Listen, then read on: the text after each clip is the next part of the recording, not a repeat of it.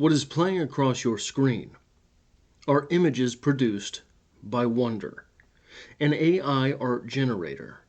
The prompt I used to create these images was simple. 3 words, but technically 4. I entered the words, quote, "the AI war," end quote. This essay, I fear to say, is as exploratory as I wish it were explanatory. I, as a creator, as an artist, as a person, I'm not sure how to feel. In some ways, this is already helping me as a creator. If you've not stopped by Strip Cover Lit for a while, my channel where I talk about books, I have a host of shorts in circulation where I read a poem over graphics created by AI. Towards the end of next month, heading into National Poetry Month, I'll let the cat out of the bag here, sort of as a thank you for being here, a preview. I will be debuting several videos where these AI generators are fed a series of poems, and the images created will accompany the poems on screen. Some of the results have been startlingly compelling, I believe genuinely enhancing the act of hearing the poem, adding an ambiance and a think piece to the art of the poetry itself.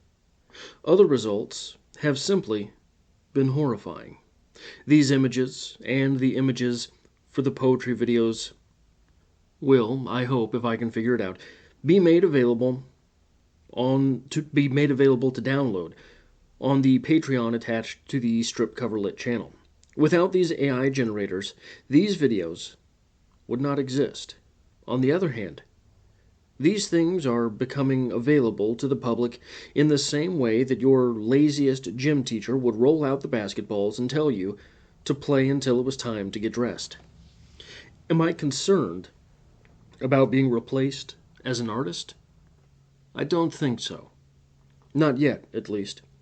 Andrew Huberman, on one of his recent podcasts, defined creativity in a way that I found fairly compelling. He said, more or less, that the truly creative things are not just novel. That is, to say they are not just sort of new. They are not just things that we have not heard before, not just things that we have not seen before, not just things that we have not read before. Novel is not the only element of creativity. But for something to be truly creative, it has to be novel and useful. The images you're looking at are only useful insofar as they comply with the prompt I fed them, and probably the more novel they are, the more they stray from the prompt. So, more novel, less useful. More useful, less novel. There is a term in chess known as brilliance that is more or less a reflection of how human ingenuity on the delivering end of that move. Brilliance is a reflection on the human ingenuity on delivering the move. Support.chess.com states of brilliance that, quote, is when you find a good piece to sacrifice, end quote. And you can see right away how the phrasing itself would be troublesome to AI. A good piece, for example, is the queen. But that does not make it a good piece to sacrifice. The goodness in the definition of brilliance is incumbent not on the worth of the piece being sacrificed, but the strategic fall your opponent makes for taking the piece. For example, baiting a queen into taking a pawn when you had hidden your rook to strike down her queen upon claiming the pawn several moves earlier is, well, pretty brilliant.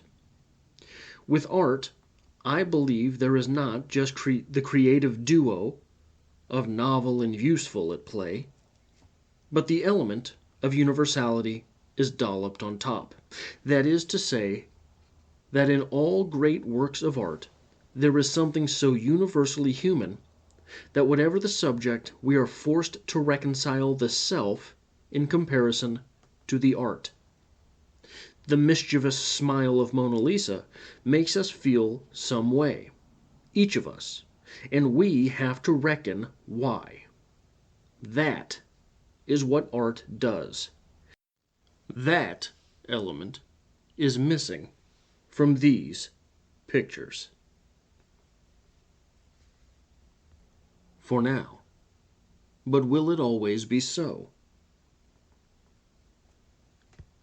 Elon Musk, who knows quite a bit about AI, as I believe it is likely his cars will autonomously be driving you around by the end of the decade, has cautioned about AI and has been quite somber in that delivery.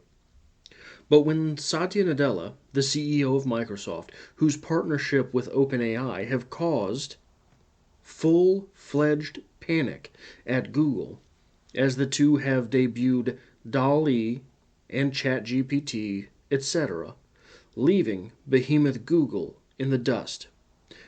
When Nadella was prompted on the budding rivalry between the tech giants, said, quote, "Look, at the end of the day, they're the 800-pound gorilla in this. That is what they are. And I hope that, with our innovation, they will definitely want to come out and show that they can dance. And I want people to know that we made them dance. And I think that'll be a great day." End quote. Maybe, Satya, maybe. But that quote, nor its delivery, carry the same reverence that Elon Musk delivers every time he's asked about AI. Maybe danger is lurking. Or maybe Musk is just wrong. At either end of that spectrum, it is hard to see how a few interesting images or a bulleted outline for a paper, each being generated by a simple query, could be the downfall of humankind. And perhaps that's fair enough. But in 1895, a lackadaisical and somewhat aloof student moved to Milan after his father had business trouble. With so much turmoil in life, he started imagining himself chasing a beam of light. What's the most that could come from a silly little story like that? Well, 10 years later, that 16-year-old was a 26-year-old patent clerk who was finishing what is known as an annus mirabilis, a miracle year. With the publication of 4 paradigm-destroying papers, one on the photoelectric effect, one on Brownian motion, one on special relativity, and the other, the result of a daydream about chasing a beam of light, lent science the famous E=mc². Yes, that troubled teen was Albert Einstein, and from his fantasy was born the atomic age, where the very creatures who built civilization now had the tools to destroy it. Might the tools which emulate intelligence finally be on the path to destroying it? If not destroying it, then replacing it. I'm not sure. Now, Chamath Palihapitiya has recently gone on record saying that if OpenAI is sitting on that type of power, the type of power that could enable society churn and revolution, probably they wouldn't have sold 49% of the business for $10 billion. And that probably Microsoft, who is opening ChatGPT to the public for what will almost undoubtedly be a net loss endeavor, are doing so to go quote-unquote scorched earth on Google, who currently own 93% of search. By releasing this to the public, suddenly consumer expectation is changed, and Google have to eat into their own profits in order to keep up, thus weakening them, while Microsoft nibbles about the edges. And even more recently, when Google debuted their own ChatGPT competitor known as Bard, Bard made a factual mistake, and Google's market cap, the value of the company, crashed by $100 billion. So far, these things might seem fairly banal. So far. But how does the reeling giant Google strike back? And what if ChatGPT was just that pawn being sacrificed because Microsoft has a rook hiding in the wings?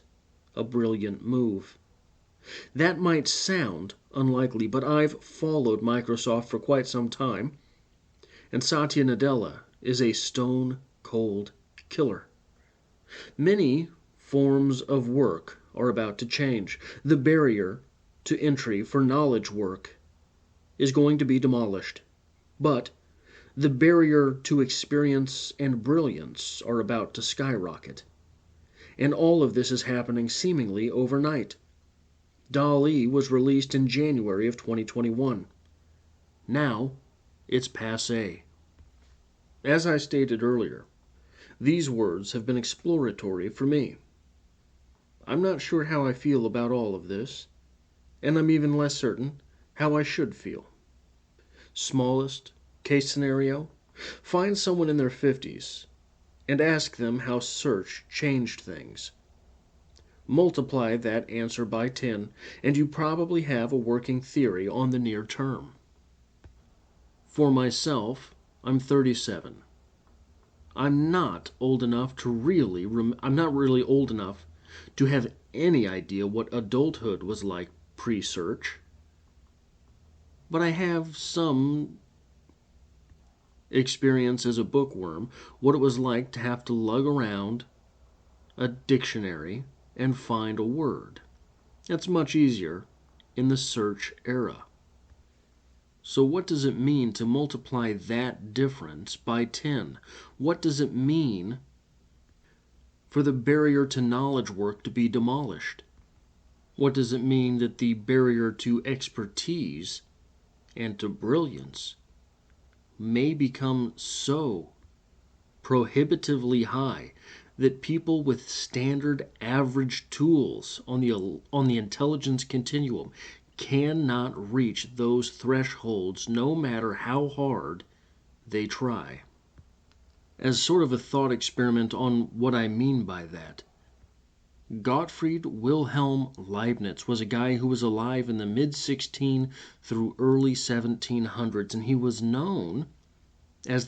is known now as the last man who knew everything. This is to say, they think he might have known all of the knowledge that was collectively expressed by humankind during the time where he was alive. Is there anyone possible, anyone conceivable, who could be that person now? I do not believe so.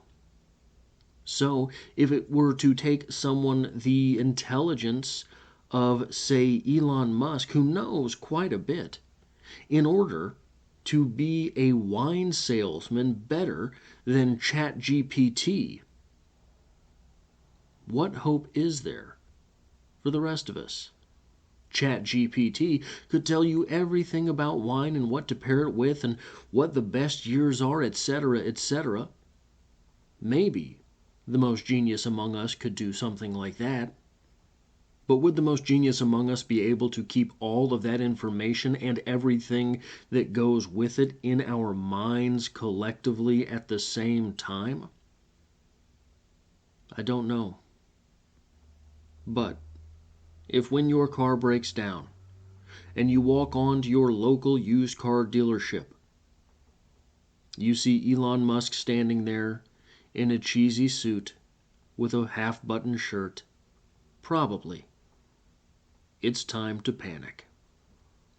That is all I have for this video essay. Video essays are something I look forward to doing much more frequently on this channel. If you enjoy this sort of thing and you find yourself here by chance but not design, consider hitting the subscribe button, because this is where I talk about philosophy, current events, movies, goal setting, all sorts of things like that. And if you want to help me out here with what I'm doing, hitting the like button always does the trick, and I hope to have you back for the next video.